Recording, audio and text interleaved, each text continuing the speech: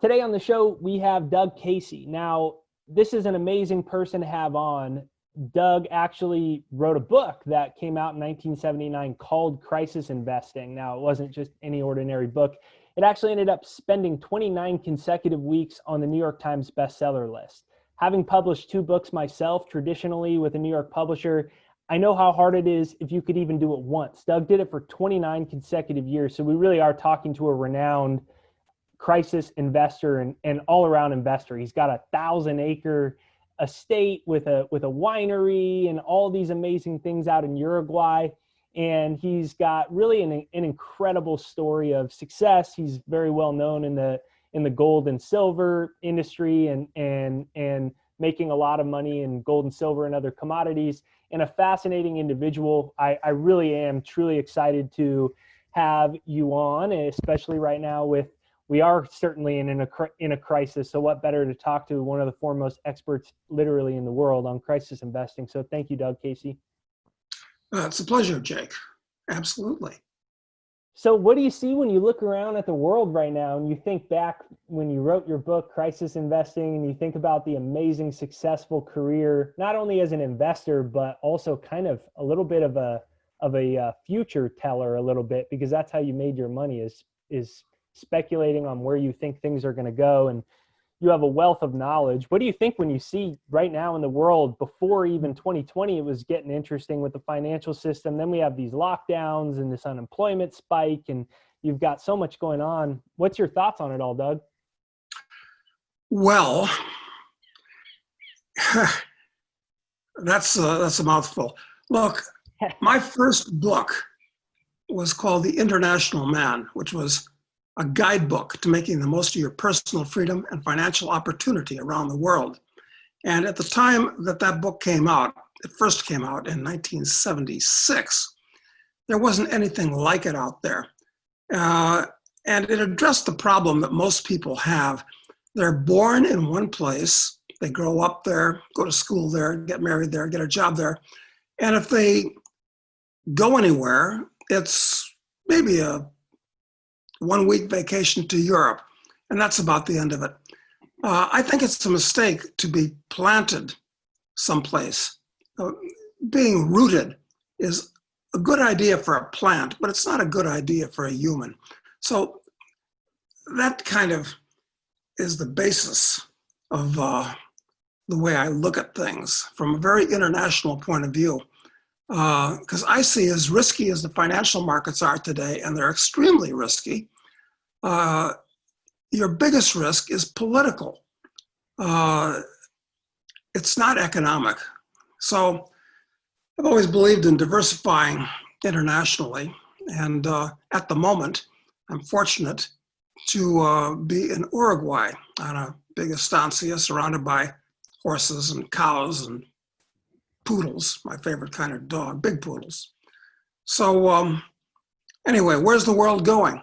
The entire world, as far as I'm concerned, is going in the wrong direction and at an accelerating rate.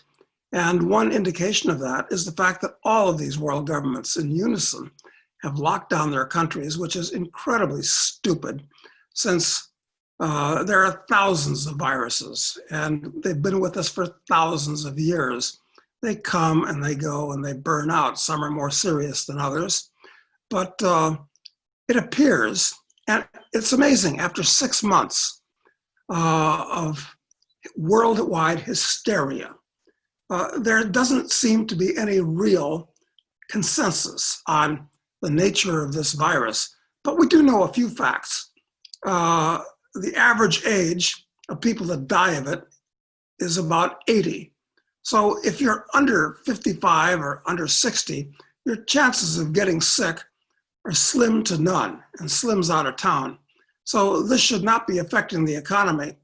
If these idiots in government had any sense, and they don't, they would suggest that older people and people that are already sick stay at home and not get the virus until it burns itself out and goes away.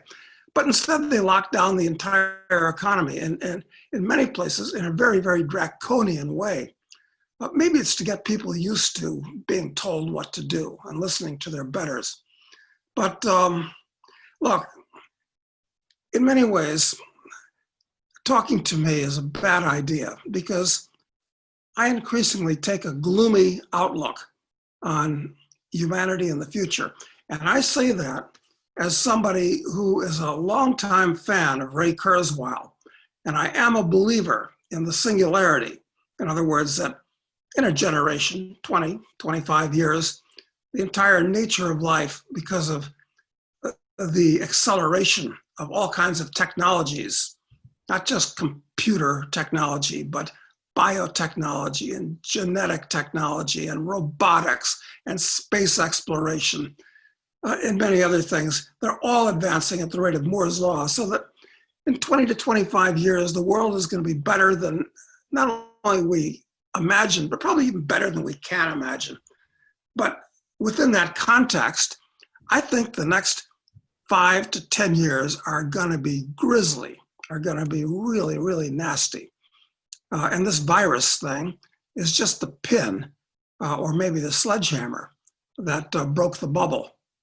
Because we are living in the midst of the biggest financial bubble since the South Sea bubble or the Mississippi bubble or the tulip bubble. I mean, it's on that scale. So I don't know. We can start from there if you want. Well, it sounds like we already started there. All right. So I agree with you, but I disagree with you when you said it's a bad idea to talk to you. And the reason that I disagree with you on that is because on the flip side, you know, someone like myself and the people that are listening to this are aware that we're in very turbulent times, but they're also looking at this opportunity, whether it be with gold, whether it be with silver, whether it be with commodities. They're looking for an exit plan. I just had an individual on the other day that was detailing his plan of taking a percentage of his profits and getting a 10-acre sustainable farm that has well water in the ground. And so the reason I say it's good as well is because you wrote the guidebook on crisis investing and how to, you know, you're very successful and you're very, very, very wealthy. I mean, you have 1,000-acre thing. So what do we do right now to keep our eyes on the prize to make sure we can buy a sliver of our freedom right now? What are the contrarian principles from crisis investing and the things that you've learned over the last many years as a very successful investor that are important for us to know right now?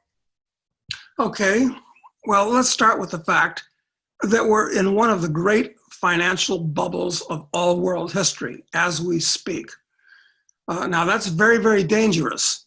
If you're in the stock market or in the bond market, God forbid, which is in a hyper bubble, not just a super bubble, or even in real estate in many places, and we can talk about all three of those markets separately, you may be coining money at the moment.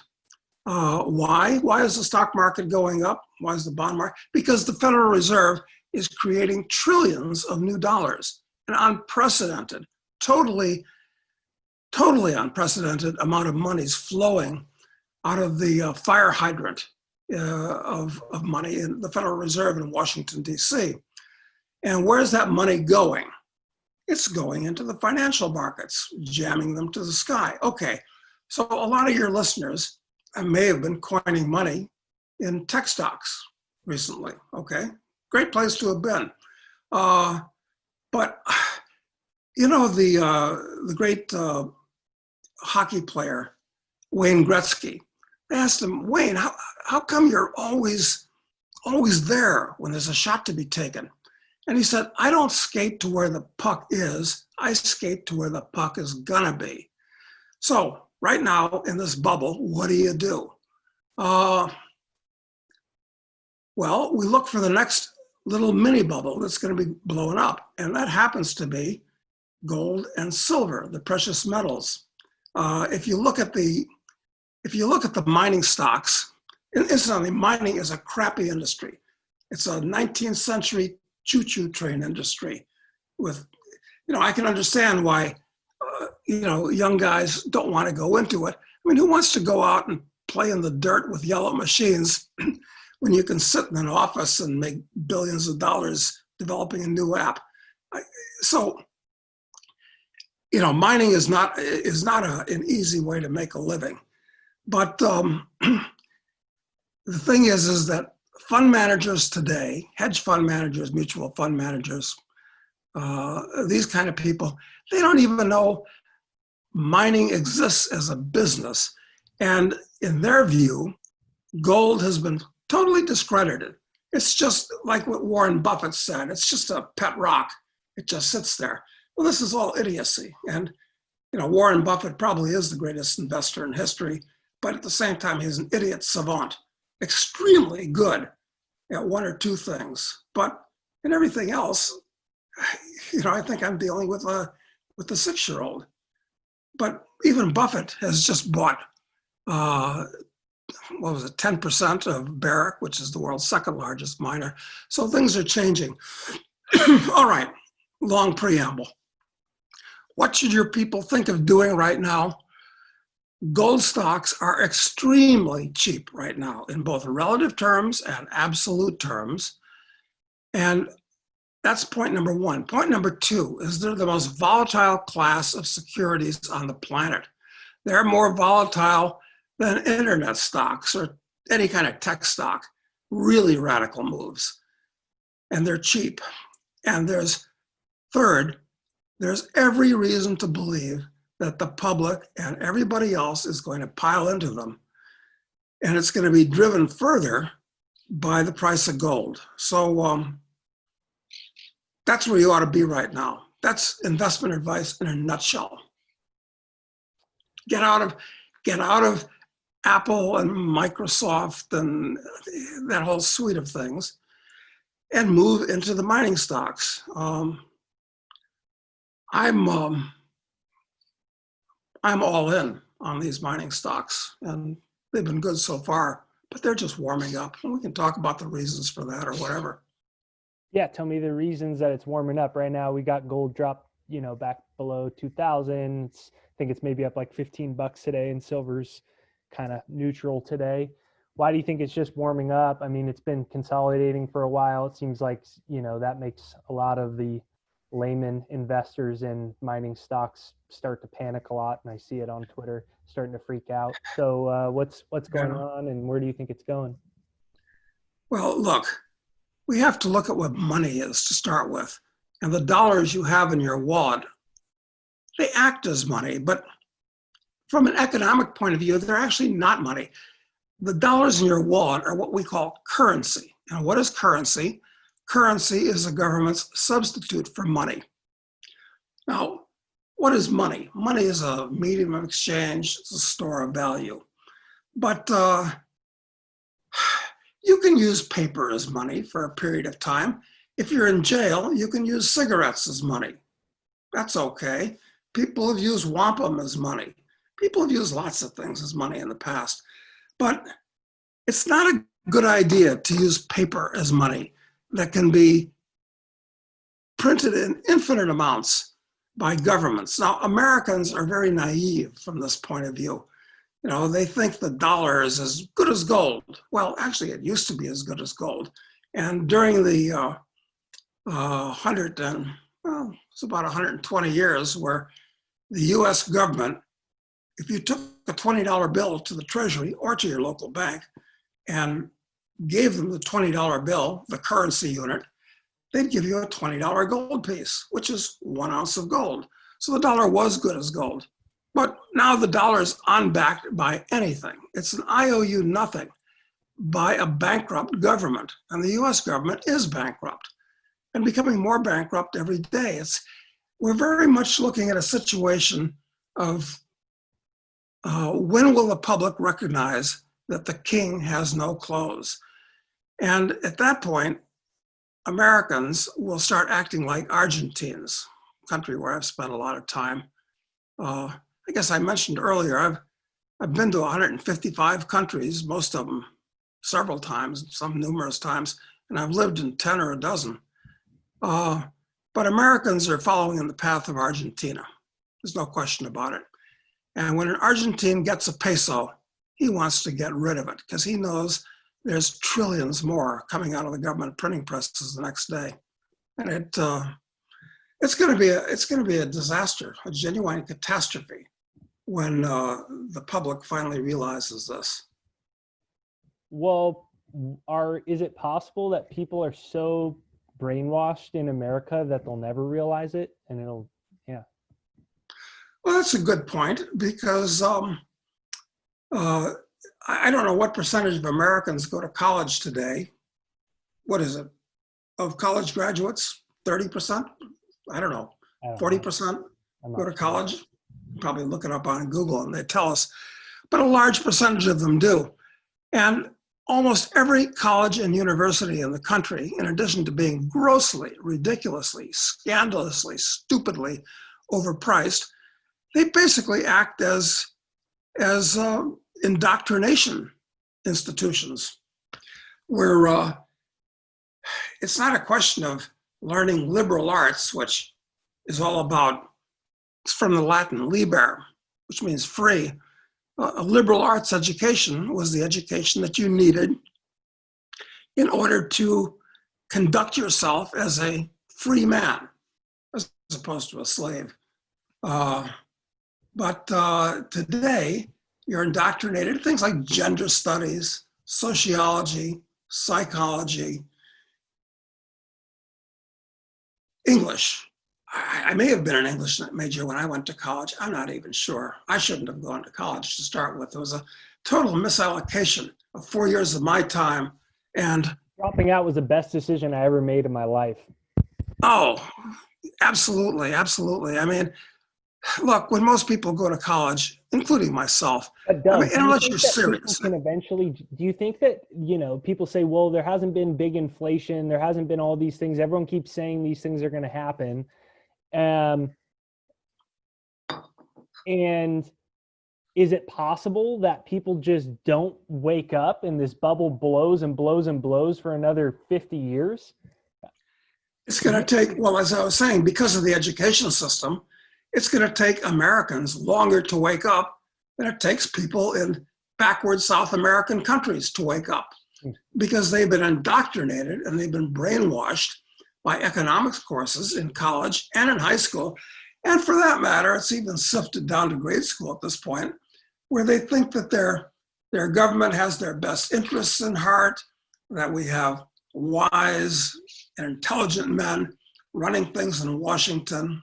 No, it'll take them longer to wake up. But listen, it's a bad thing from the point of view of the United States, but it's a good thing from our point of view as speculators. It's giving us more distortions in the market that we can take advantage of and more time to take advantage of them. And right now, the place to be is in gold and silver and the companies that mine them. And not just those two commodities, but other commodities besides: copper, lithium, nickel. I mean, they're all gonna go way up for a different set of reasons in the case of each of them. And for that matter, agricultural commodities like wheat and corn, soybeans, cattle, hogs, coffee, commodities are extremely cheap right now. People have, forgotten that they exist. So these are places that people ought to be looking at, not high-tech stocks. Look, the tech market is so ridiculously overpriced that there's an old saying in the stock market: it's high-tech, big wreck. And there's a reason for that. There's always a new technology coming down the pike the next day, and it'll replace the old technology that everybody was crazy to get into. And it's very hard to build a moat. One of Buffett's, very intelligent concepts around a tech business, because it can be attacked from anywhere. It's not like a railroad where it's hard to go out and lay thousands of miles of tech. All you got to do is, some kids have spent a weekend developing an app. Well, it's not that easy usually, but tech has had its day cyclically. It'll have its another day cyclically for the reasons that I talked about when I mentioned Ray Kurzweil. But right now, the place to be is mining stocks if you want to make money. And for safety and prudence and insurance and savings, what you do is you put gold and silver in the safest place you can think of and wait for the system to collapse, because it is going to collapse. We're just in a lull in the storm. In fact, I've been saying since the disaster that unfolded in 2008, since then, say that was entering a giant financial hurricane. And we went through that hurricane, the leading edge of the hurricane, in 2008, 2009, 2010. And then the government created hundreds of billions of new dollars and put oil on the water. And we've had some good years since then, artificially good years. But now we're entering the trailing edge of the hurricane. And it's going to be much worse and much longer lasting and much different than what happened after 2008. So when you look at the mining stocks right now, where do you think this can go in comparison to the last bull markets that you've seen over your career? First in the prices of the metals, but then also in the returns of the Barron's Gold Index, for instance, or just the mining stocks in general. Where do you think this whole thing is going? Because there's so many people that are still now, they're like, oh, it's not going back up again. See, it's done. Where do you think it really can go when you're reflecting on it for types of prices in physical gold and silver and returns in the miners? Well, the best time to have been in mining stocks was from 1971 to 1980. Gold went from $35 an ounce, or $42 an ounce, to $850. Huge explosion in price. And the stocks went up with it during that time. Okay. So that was the best time to have been in the mining stock business. But since gold was freed in 1971, we've had 5 big mining stock markets. And when I say big, I mean that, and I'm looking at the junior stocks, not necessarily the big ones, but the junior ones. The whole market went up 10 for 1, 5 different times. In other words, the average stock went up that much. Bought a stock at a dime, it went to $1. Some stocks that you bought at a quarter didn't go to just $2.50 or $25. I was in one that went to $250. That happens to have been Diamond Fields. Jeez. So it's possible to get 1,000-to-1 shots. And of course, that's 1,000-to-1 shot over the period of a couple or 3 or 4 years, not over the course of a lifetime. Getting 1,000-to-1 shot on a stock over the course of a lifetime is like, well, it's hard to do. But this happens over the course of a few years.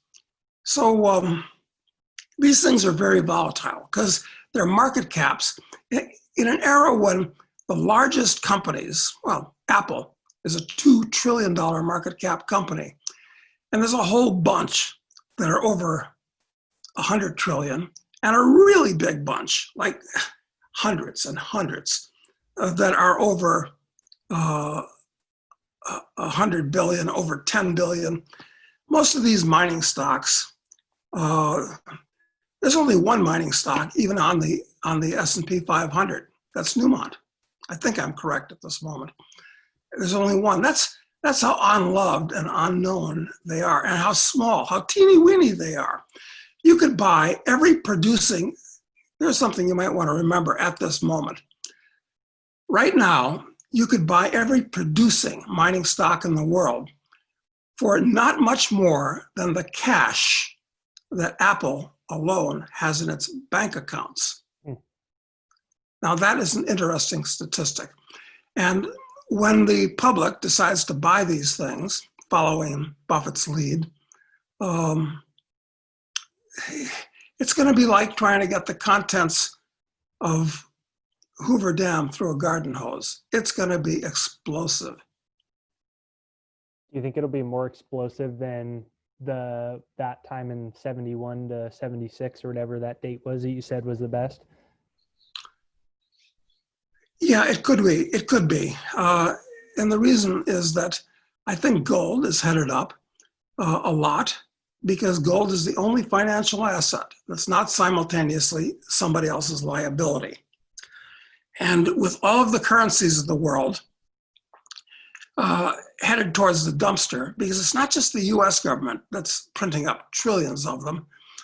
The Europeans, the Chinese, the Japanese, everybody's doing this in all these little countries. They all believe in Keynesianism, and they all think that by giving people free money and bailing out corporations and so forth, that it's going to stimulate the economy. No, all it does is make people live up further above their means. So gold is going a lot higher, and these mining stocks are going to follow with it. So will it be as good as it was in those days? Yeah, I think it could actually be better because there is so much silly money floating around now. There wasn't that much silly money floating around back then. Yeah, these things are going to be ridiculous. And at some point, perhaps when Slime Magazine or Newspeak, if they still exist, when they run a picture, or The Economist of London actually has kind of supplanted those American magazines. When they run a picture of a golden bull tearing apart the New York Stock Exchange, I'll know that that's the bell ringing at the top of the market, and I'm going to sell all these mining stocks, which incidentally, over the long run, are burning matches. Mining is a terrible business, as I said before. I'm going to blow them all out and buy something like Berkshire Hathaway, which I expect will be a lot cheaper. So you'll be buying a lot of Berkshire Hathaway at that point. So that was leading into my next question, which was about exiting. Is your idea of when to exit based off of any measurable things, or is it the overall feel of the news media? And you said there's investing magazines with a giant bull tearing through. Are you looking at, wow, we're in a frenzy right now, it's time to sell? Or are you looking at, for instance, Rick said he'll sell when real rates are moving more and more positive? That's when he would sell. Do you have a measurable thing, or is it just kind of looking at where we're at as a whole? No, I can't give you anything specific. It's a question of, look, once again, going back to Buffett, the idiot savant, but a genius in this way. And he said that the stock market is a voting machine, not a weighing machine. And if you want to be a contrarian, you want to figure out when everybody wants something, when they're all voting for something, with no regard to its value, the weight of it. So I don't listen to the news, except for news today is infotainment. It's not actual news. It's all very politically biased. I don't believe anything, quite frankly. You can't even believe videos anymore because anything can be fabricated with today's technology. All I'm interested in seeing is what the tenor of the investing population is like. I was talking to one of my brokers this morning, and at the Denver Gold Show, which is an institutional gold show, he said there were 200 new hedge funds and financial managers at that show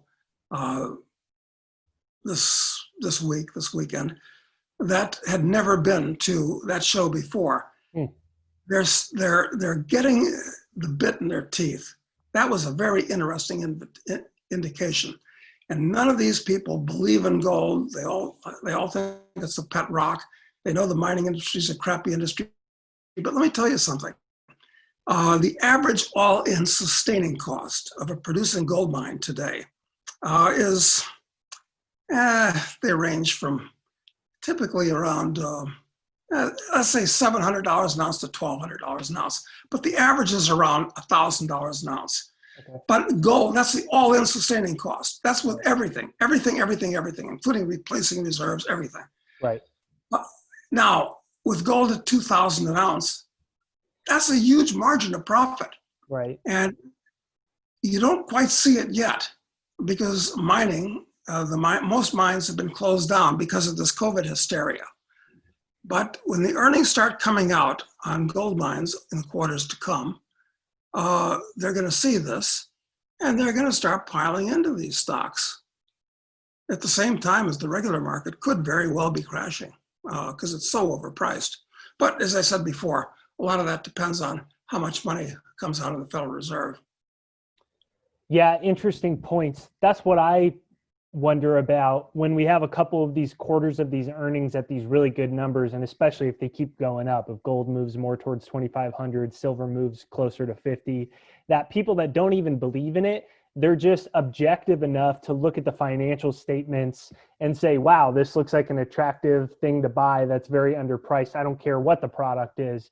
And I think that is clearly evidenced with Warren. He probably still thinks it's silly, but he's like, look at how undervalued this is and how good the finance is. And I think that you're right, that I think we're kind of just sitting on the edge right now, and then it'll hang on to your seatbelt. So I think you illustrated that well.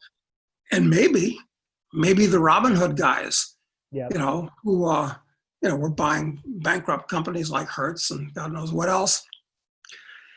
They'll get the wind in their teeth. I mean, they're not stupid. They'll see how volatile these stocks are. They'll see how cheap they are. They'll see how high gold is.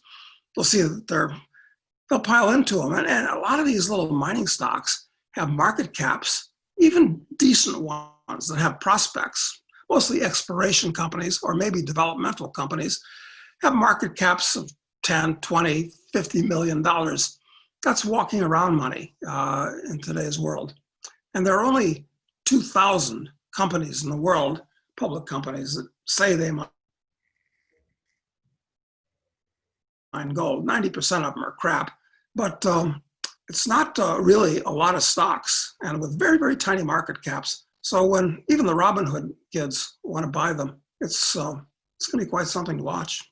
Yeah, that's one of my strategies is actually I bought pretty much, I think, every single silver stock that is in Robinhood, and there aren't very many of them. And I also bought every silver stock that's on NASDAQ, and everything that's publicly traded for your easy American investor. And I was shocked at how few there were in the silver space. I'm like, geez, I'm already out of stocks to buy, out of this specific strategy to accumulate those. So it's very exciting to someone like myself, and I know to many of my listeners, especially when we get to talk to someone like you. So we got that. Well, as you know, the reason there are so few silver stocks is because silver is primarily a byproduct of gold or copper production.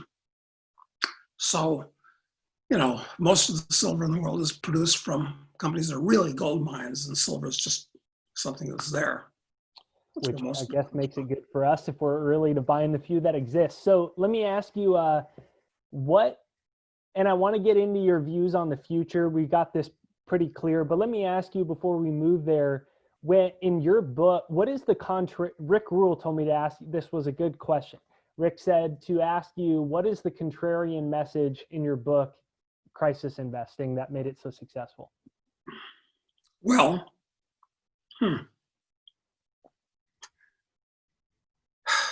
that's a good question. What made that? Well, look, I'll tell you something interesting about crisis investing. I wrote that book in 1978. Things looked pretty good for the economy back then. It was first published in 1979, early 79. But it didn't hit the New York Times bestseller list until 1980. It didn't hit the New York Times bestseller list until about, when did it first hit the list? Like August or July, something like that. In other words, it didn't hit the New York bestseller list until gold had already peaked at 850 and was already down to like 650. And it stayed on the list until 1981 when the gold crisis and the big opportunity that the book was talking about then. The public is always a year or sometimes 2 years behind what's actually happening. I know that sounds crazy. The public could be that far behind financial reality, but that's the way it is. They'd be so much better off if they could be a year or two too early. Yeah, but because you know the old saying, it's better to be a year too early than a minute too late. Okay, so it was the title and the timing, and it was a very good book, incidentally. Yeah, well, what was so good about it? Tell me the main contrarian message of the book for the viewers that you know, maybe they hadn't even heard of it. What's the main contrarian message of the book? Well, I explained the monetary system so that people can understand, as we touched on this earlier in this interview, you know, what money is, why gold is real money, what was going to happen to the dollar. Talked about the stock market, the bond market, the real estate market, all of these things. If somebody wants to go on Amazon, all these books are out of print, and get one, I'd suggest they get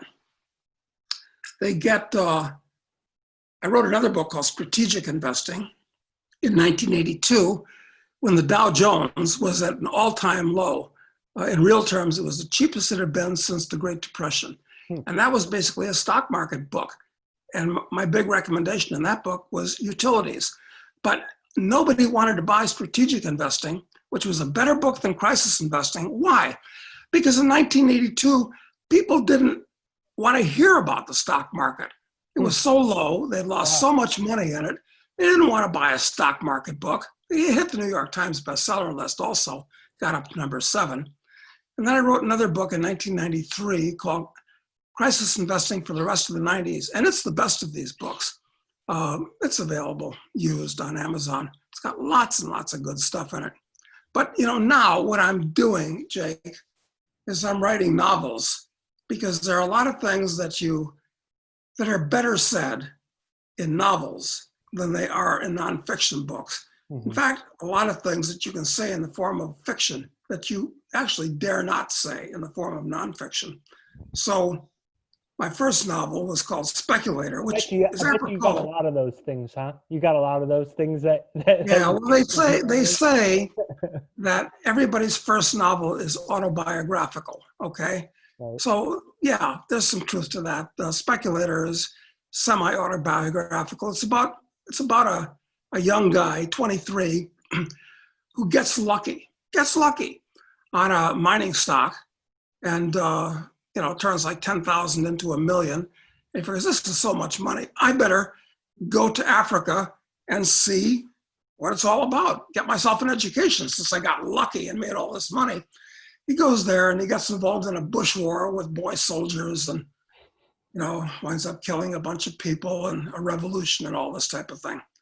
So that's a hell of a good book. And there's a lot of stuff about gold mining and speculation in it because it's called Speculator, and Africa too, which incidentally, if I was a young guy now and was seeking to make my fortune, I would go to Africa. I would not stay in the US or Canada. Really? I'd go to Africa. Oh, without question.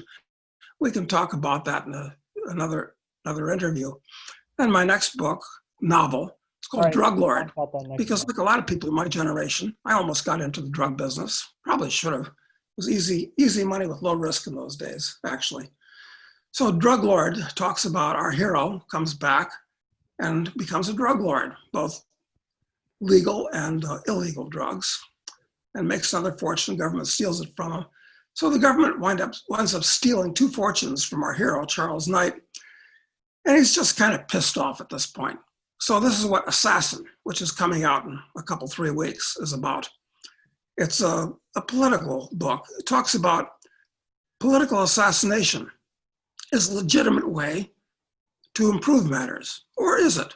Because it talks about the morality of political assassination, morality of killing people in general. Also, the techniques of doing so, and it's a hell of a good book. And then the books get more radical after Assassin, but you'll have to wait a few years for them.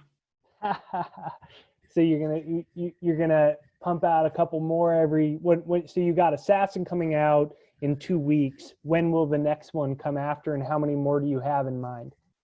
Well, next will be terrorist, because I have a lot of ideas on terrorism, Okay. which is unjustly besmirched. It's actually just a method of warfare, very much like cavalry charges or artillery barrages.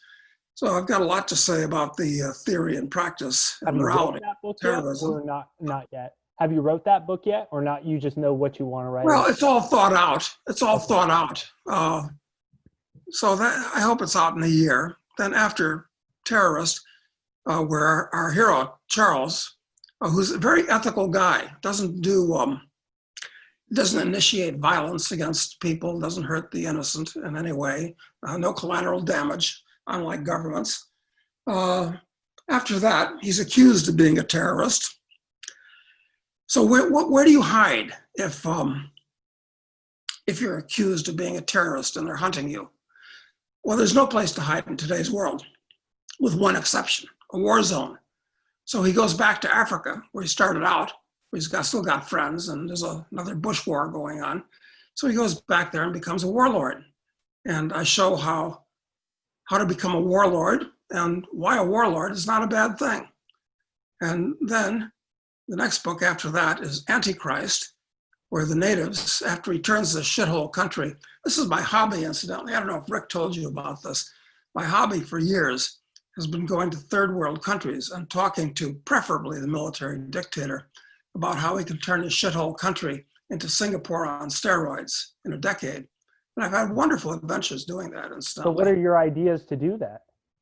That's a separate interview entirely. I mean, we're going off on a tangent. So since he does this, the natives think he must be God, and since they think he's God, what do you do when you're God? Well, you give people a religion. I mean, that's what gods do for a living, I guess. So he gives them a religion, and then he's called the Antichrist. And so I can do my spiel on religion, and that will lead us to the penultimate book. Well, that is the penultimate book. The ultimate book is Apocalypse, which I think will be quite interesting. It's kind of about the total end of the world as we know it. So I hope I build a readership over the years, because they're actually pretty well-written books, if I do say so myself. Yeah, separate note. But they're not the kind of books that are going to get reviewed in the New York Times, because they're very politically incorrect, I've got to say. They sound like it. Sounds interesting. So let me ask you, and I know you got to go pretty soon, but let me ask you. So we talked about overarching vision of where we're at. We talked about gold, we talked about silver. We talked about how you think this is an incredible financial opportunity for an investor listening to this to make a fortune and position themselves to ensure their freedom. Where do you think that this all unfolds? Do you believe that, there's some people that say, well, we have a long way to go. We can go total Japan mode. We have many years of this. Then you see other people that say we're, a day away from the dollar collapsing and having a reset of a financial system into a government cryptocurrency where they control us. Then you have other people say we're going to have a gold standard. Then other people say this is all way too dramatic. We have, things will always keep going and we'll have ups and downs, but the world will figure it out. Where do you stand, and what do you believe the future looks like over the next decade plus? Well, as Adam Smith said in the 18th century, there's a lot of ruin in a country. And we can see this all over. I mean, look at Argentina. 100 years ago, it was one of the 5 richest countries in the world. Now it's rapidly developed, still a very pleasant place. I love it. But it's rapidly descending into third world status. But everything still works, and, so it takes a long time for things to run down. So I'm not looking for a road warrior type scenario, but I got to tell you that with this COVID nonsense, I think that Kurt Russell movie, Escape from New York, Did you see that? No, I did not. Oh, you really ought to dial it up. It's very funny. Kurt Russell is a very good actor, and it's about a hero named Snake Plissken who's sent into New York, which has become a prison colony. So it's a reference that'll be lost on anybody that hasn't seen the movie, but I recommend you see Escape from New York. You'll be mightily amused. Put it on my list. Oh yeah, no, it's a fun movie. So yeah, it could get that bad because look, when Rome collapsed, and it wasn't 476 is the official end of the Roman Empire, but that's actually quite incorrect. Rome started collapsing in the 3rd century, in the 200s is when it started collapsing. But when after the Roman Empire ended, they really did have the Dark Ages that lasted for about 500 years. So there's no guarantee of progress lasting forever. I mean, there are mainsprings that cause progress to happen. And empires collapse. And sometimes after they collapse, it gets real nasty for a long time. On the bright side, you can look at Japan, which was totally flattened during World War II. I mean, every city in the country was bombed into rubble. And South Korea was even worse. There probably wasn't a 2-story building that had not been bombed and strafed. I mean, that place was totally demonstrated. And look at South Korea today. It's more advanced than the US in many, many ways. And that was only 70 years ago. So yeah, there's room for plenty of gloom and doom. And with the singularity on the way, there's plenty of room for hope. Optimism, pessimism. I can build you a great scenario for both intense optimism and intense pessimism. But your question was, what's actually going to happen? Well, right now, the US is on the cusp of a civil war. And I know that sounds outrageous to say that, but I've never seen anything like this. And I don't think this has ever been the case in American history, where the country is divided into 2 groups, the red states, or the red counties more exactly, and the blue counties. And generally speaking, these people hate each other. They can't even talk to each other. If they're part of the same family, they can't even have a Thanksgiving dinner together without it getting acrimonious. This is really serious, and it's unique. And this election coming up in November is going to be the most important election in American history, with the possible exception of the one of 1860, when Abraham Lincoln was elected. And he was only elected, there were 4 candidates that year, and he was only elected in a plurality. Well, like Hitler. Hitler was elected by a plurality too. So we're on the cusp of something actually much more serious than that, because that was a simple war of secession back then. It didn't have to be violent at all. I mean, if Lincoln, the South had already seceded after he was in office, if he'd simply said, okay, sayonara, the Constitution says you can leave, 2 separate countries. They were very separate in many, many ways at that time. We wouldn't have needed the Civil War, but this time around, these groups that hate each other, I don't know how it's going to end up, but lots of violence, stock market crash. I don't know if Trump's going to be elected. I think if the Democrats are elected, they'll be in for the next generation. They'll cement themselves in. There's lots of reasons why I say that too. So I would say hold on to your hat. You're going to be in for one of the wildest roller coaster rides in modern history over the next decade. That's my prediction. Not the end of civilization, but it's going to be wild. Yeah, I think it's going to be wild for a while too. So then let me ask you, well, if we're going to have, if you say all this unrest and stock market crash, then, some people might say like, well, then isn't it bad that gold and silver and mining stocks are all going to crash too? So why should we do that? Well, look, all the real wealth in the world, or most of it, is still going to exist.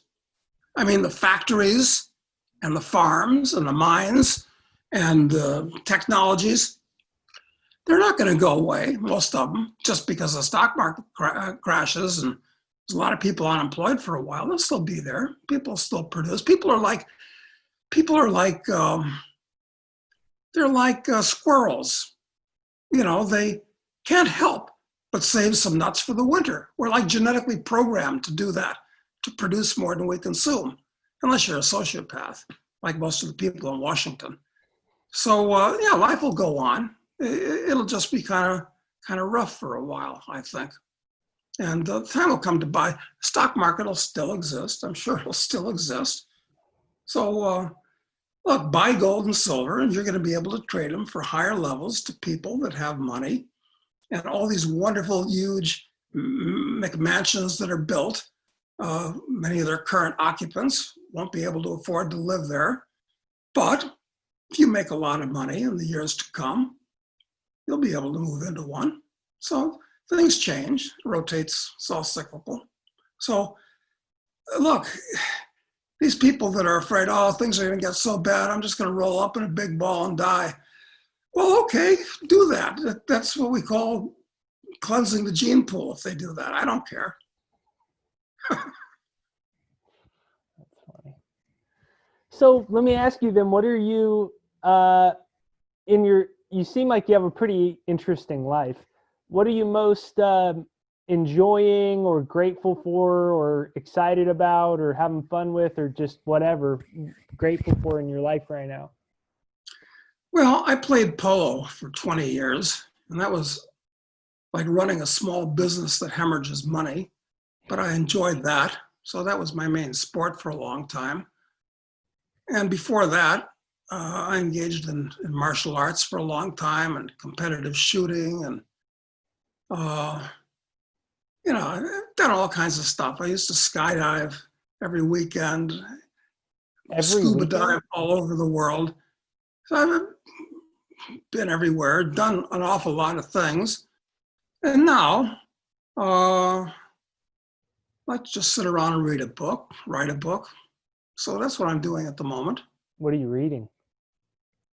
Actually, the book I'm reading at the moment, and I just recommended it to a good friend, and he agrees with me, it's a work of genius. It's called Dawn to Decadence by Jacques Barzun.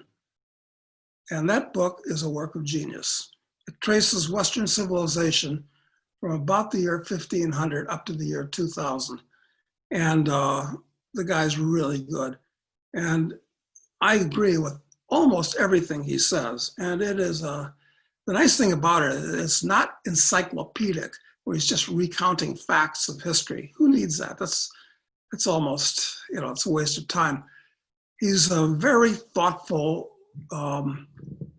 highly intelligent, well-read guy who's interpreting history of the last 500 years. So other than my novels, Speculator, Drug Lord, and Soon Assassin, which I recommend, that's the book I suggest people go out and buy. Awesome. I'll put a link down to your books as well. And I know you got to get going. So let me ask you, and hopefully we can do another one next month. But let me ask you in conclusion, for someone listening to this that is looking to advance themselves financially right now, in conclusion, what do you think the most important principles right now to consider, whether it be investing with money to buy our freedom right now? What's your kind of recap here for us? Conclusion for us? Well, don't waste your time protesting or politicking. That solves absolutely nothing.